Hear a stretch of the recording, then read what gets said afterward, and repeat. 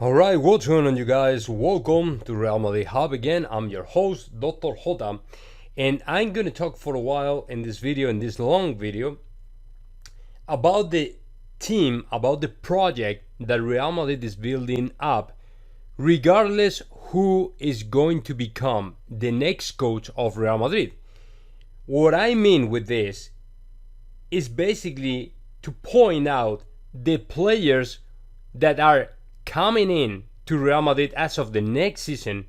I mean, coming from whether signings or the youngsters from Real Madrid Castilla, Real Madrid is building up a team that amazes me. I mean, a mind-blowing team regardless who is going to be the next coach. And the reason for that is right now, if you think about it, we have like three most important names in the race for the bench of Real Madrid.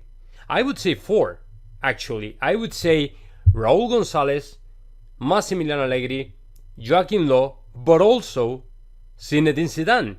Because there are still people who think that Zinedine Zidane might remain as a coach of Real Madrid until the next year, right? So let's include to Zinedine Zidane in that list, because in my opinion he still have chances enough to stay in Real Madrid. But regardless who is going to be on the bench of Real Madrid next year, Real Madrid is building up a team that is a dream come true. Let's go by the different lines, pointing out the different games that might play in different positions. For example, let's get started with the defenders. When it comes to the defense, we have like the most important players. We have to Militao and Nacho Fernandez, both of them that have been succeeding in Real Madrid over the last months. I mean, the last season has been the best season for them, because in the previous in the previous season they didn't have the chance to show off everybody what great players they really are. You know what I'm saying? It has been this season, with all the multiple injuries and problems that Ramos and Varane have been going through, where they had the chance to show everybody that they are ready to play in Real Madrid, that they are as good as any other defender in Real Madrid. So Militao and Nacho will be the most attractive couple of center backs in Real Madrid. On the other hand, we have a new signing, who is David Alaba, which apparently has already signed a part of his contract with Real Madrid, which is good, because that confirms to me that he will play for Real Madrid.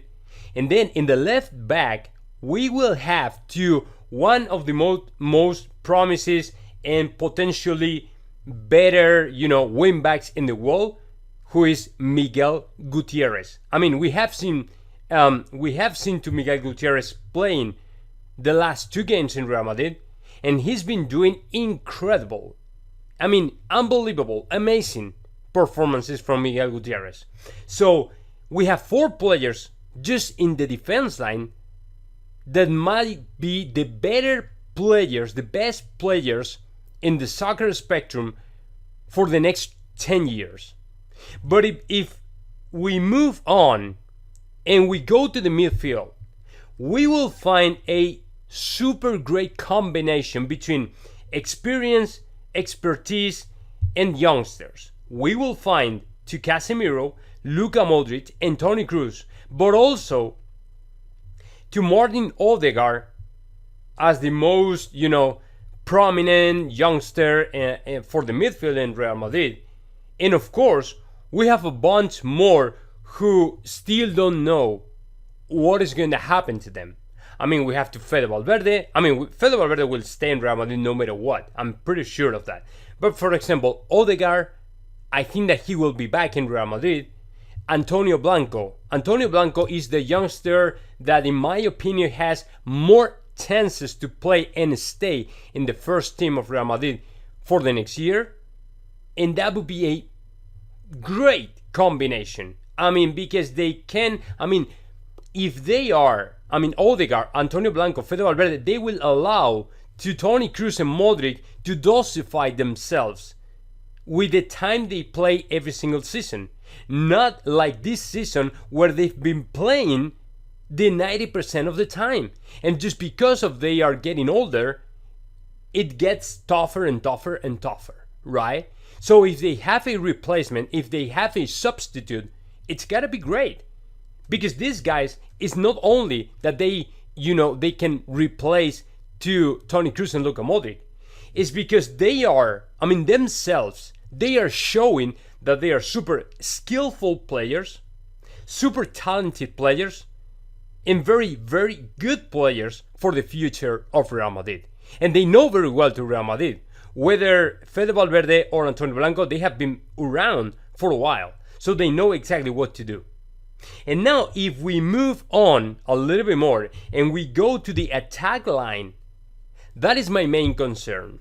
Because although it's apparently the most attractive line, if you think about Kylian Mbappe coming in, which is great, the problem, the big question mark, it's going to be regarding to the youngsters and the players who were supposed to be at a top level nowadays, and they don't. They are not in that top level.